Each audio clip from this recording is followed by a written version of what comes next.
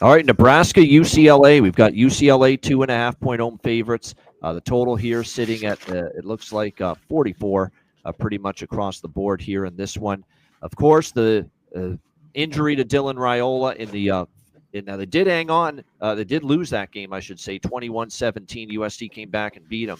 Still covered the number in spite of losing Dylan Raiola to injury in that game. So, again, it'll be interesting to see how this plays out. TJ Lateef is the freshman who took over from California.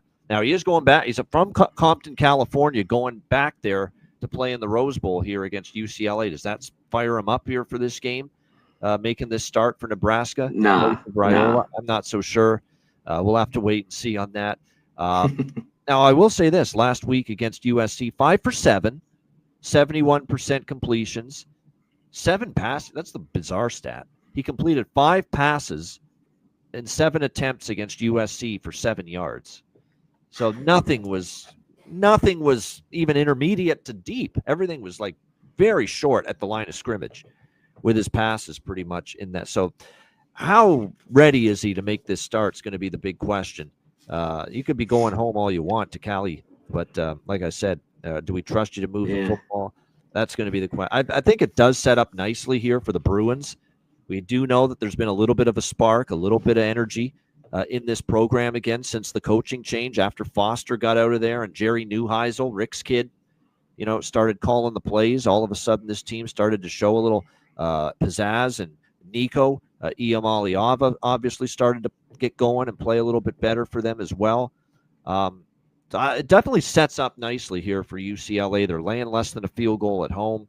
That was certainly my initial lean here in this game, that UCLA can probably get the job done. They're also off a bye week, and before the bye was that just obliteration they suffered at the hands of Indiana, 56-6. But a lot of teams are getting their asses handed to them by the Indiana Hoosiers. So, like I said, I think for UCLA, this could set up as a nice little bounce-back opportunity for them off the bye week. Yeah, at less than a field goal, I think I might end up having UCLA on my card. C-Mac, what do you think? Nebraska, UCLA.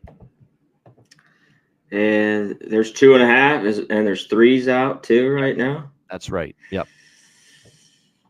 Yeah, get the 2.5. I kind of like UCLA. It seems like I don't think they'll be able to throw in Nebraska. So, that kind of leads me to an under. What is Nebraska going to do? It seems like 2017 written all over it with UCLA in this game, because I just don't know how Nebraska is going to move the football. And then I don't know, but UCLA, Nebraska's run defense is great. I think they give it 158 on the year, kind of middle of the pack. But UCLA's been able to run it here of late. They average 165, so kind of just like a boring, slow, ugly game. Under the field goal, I wouldn't mind UCLA, and I'm under here.